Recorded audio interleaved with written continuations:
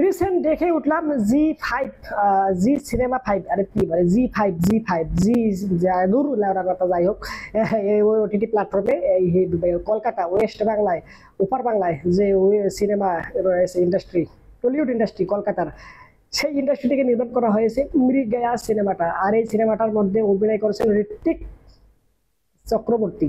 ওকে, উনি কিন্তু অনেক ভালো মানের একজন অভিনেতা, আর যা আমি জেনে এসেছি আর এই সিনেমাটা দেখার সময় ফিল করেছি আর কি। ওকে, আর এখানে এর পাশাপাশি আরো বেশ কিছু অভিনেতা রয়েছে, অনির্বাণ সাহেব, এর পাশাপাশি আরো বেশ কিছু অভিনেতা রয়েছে। তাদের বর্তমান সময়ে আর খুব বেশি কাজ দেখা হয় না, তাদের নামগুলো আমার আগে জানা ছিল কিন্তু বর্তমান সময়ে এসে ভুলে গিয়েছি।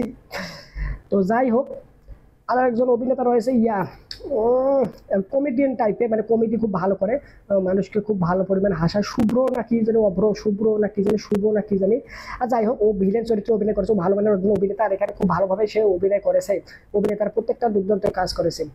আর এই সিনেমাটার যে গল্পটা সম্পর্কে আপনাদের সামান্য একটুখানি বলি, তা হচ্ছে একটা পতিতালয়ে মনে করেন যে বেশ কিছু ব্যক্তি বলতে 2 থেকে 3 জন হানা দেয় ওখানে, তারা ঢুকে আর কি ওখানে সোনা দানা টাকা অর্থ সম্পদ লুট করে।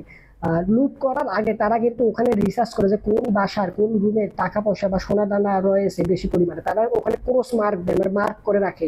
পরবর্তীতে নির্দিষ্ট একটা সময় ঠিকঠাক করে তারা অ্যাটাক করে আর লুটপাট করে। ওকে, ও এখানে এই যে লুটপাট করা ভালো কথা, এখানে একটা তারা কি মনে করেন যে বাসায় লুটপাট করে, ঠিক সেই বাসায় যে পতিতা ছিল, ওকে এটা প্রস্টিটিউট ছিল, সে আর কি প্রতিরোধ গড়ে তোলে, যার প্রেক্ষাপটে সে আর কি হত্যা হয়ে যায় এখানে। আর এই পুলিশ ইনভেস্টিগেশন করে ওকে অনুসন্ধান করে ধীরে ধীরে সামন দিকে গল্পটা এগোতে থাকে। এখন এখানে যেভাবে জিনিসটাকে তুলে ধরেছে একদম দুর্দান্ত।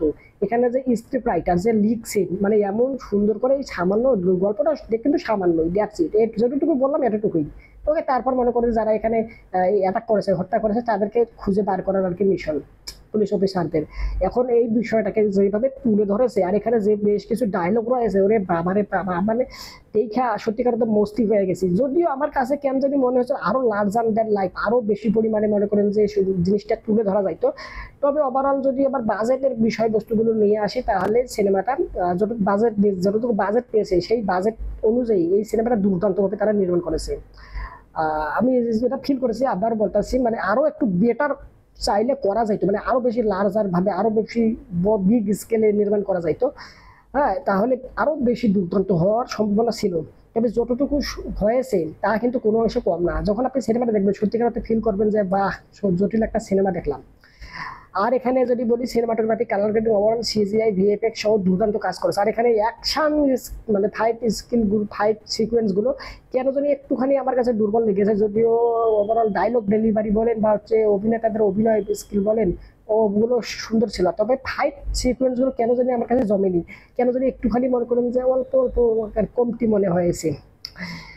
আর এখানে কি বলবো, দুর্দান্ত অভিনয় করেছে। এখানে কোনো প্রকার গান ছিল না বলতে, গান যে এখানে রয়েছে কিনা আমি ওটা বুঝতেই পারিনি। সিনেমাটা শুরু থেকে শেষ পর্যন্ত দেখলাম, মানে কোনো যে এক্সট্রা যে আর কি রোমান্টিক যে বিষয়বস্তু রয়েছে, যে গান লাগাতে হবে সিনেমার মধ্যে আর কি, এখানে তারা আর কি এইসব আজেবাজের কেন্দ্রটি জানে। এখানে একটা পুলিশ অফিসারকে মনে করেন যে একটা রয়েছে যে তাকে ভালোবাসে না, তার প্রেমে পড়েছে, পছন্দ করে, এরকম একটু বিষয় একটা অ্যাঙ্গেল দেখানো রয়েছে এখানে, আমি একটু দেখেছিলাম, বুঝতে পেরেছি। তবে এটাকে আর কি সেইভাবে আর কি তারা আর কি নিয়ে যায়নি যে তাদের মধ্যে গান লাগাতে হবে, তাদের যে প্রেম ভালোবাসাটাকে তুলে ধরতে হবে, এইসব কাজে যায়। তাদের যে মূল যে টপিক, মূল যে সিনেমা যে থিম, মূল যে কনসেপ্টটা রয়েছে, সেই কনসেপ্টকে কেন্দ্র করেই যতটুকু যা বিষয়বস্তু রাখা দরকার ততটুকুই সেই সব বিষয়বস্তু তারা রেখেছে। এখানে এক্সট্রা বিষয়বস্তু টেনে এনে কোনোভাবে সিনেমাটাকে বোরিং ফিল করায়নি আমাকে একটুও। ওকে, এখানে যে ডিরেক্টর রয়েছে, ডিরেক্টরের নাম আমি জানি না। ওকে, জাস্ট সিনেমাটা দেখলাম, কে স্ক্রিপ্ট রাইটার, হ্যাঁ স্ক্রিপ্ট রাইটার নাকি এখানে আরিট্রোস জ্ঞানস নামে যে ইউটিউব চ্যানেল রয়েছে, একজন রিভিউয়ার, আর সে নাকি এখানে স্ক্রিন প্লে রাইটার ছিল। স্ক্রিন প্লে রাইটার বলতে স্ক্রিপ্ট রাইটার হচ্ছে পুরো সিনেমাটার গল্প যে লেখে সে, স্ক্রিন প্লে রাইটার হচ্ছে ছোট ছোট গল্প, মানে মনে করেন যে একটা সিকোয়েন্স শুট হবে, হ্যাঁ, যে ও এখান দিয়ে এসে ওখান দিয়ে এসে এখান দিয়ে যাবে, এগুলো লিখে যে আর কি, সে হচ্ছে screenplay writer. Screenplay রাইটারের কাজ নাকি অরিট্রোস জ্ঞান করেছে, খুব ভালো কি লিখেছেন তিনি বলে আমার মনে হয়েছে। ওভারঅল এই সিনেমাটা সত্যিকার মতো ভালো হয়েছে। যারা ভালো মানের সিনেমা দেখতে চান, এপার বাংলায় তো ভালো সিনেমা বর্তমান সময়ে নাই। ওপার বাংলাও যদি বলি তাহলে বর্তমান সময়ে বেশ কিছু সিনেমা এসেছে, তবে অতটা পরিমাণে হাইপ নাই, মানে অতটা পরিমাণে ভালো বলা হচ্ছে না। অন্যরা যারা দেখতেছে তারা বলতেছে না। ইভেন আমি নিজেও বেশ কিছু সিনেমা দেখছি, অতটাও বড় মানে অতটা আর কি খুব বেশি ভালো লাগেনি।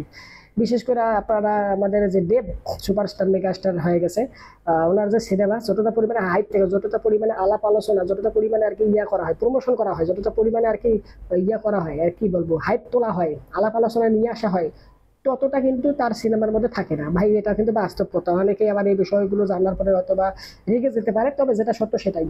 যতটা পরিমাণে তারা বলে ততটা পরিমাণে ডেলিভার করতে পারে না, যার কারণে একটুখানি কোথাও গিয়ে ডিসঅ্যাপয়েন্ট হয়েছি আমি। ওভারঅল দেখি নেক্সট টাইম যে সিনেমাগুলো আসবে ওগুলো সিনেমা দেখবো, দেখে আর কি আমার মতামত তুলে ধরবো। ওভারঅল এই হচ্ছে মিডিয়া সিনেমা নিয়ে আমার মতামত। সত্যিকার অর্থে খুব ভালো সিনেমা হয়েছে, আপনারা তাদের আগ্রহ রয়েছে দেখা, তারা অবশ্যই দেখে নিতে পারেন। আর কমেন্ট করে জানেন যারা দেখছেন তাদের কাছে কেমন আছে। ভিডিও লাইক চ্যানেল যদি সাবস্ক্রাইব করেন আর তাহলে দ্রুত সাবস্ক্রাইব করেন। সম্পূর্ণ ভিডিও দেখার জন্য আপনাদের বাই।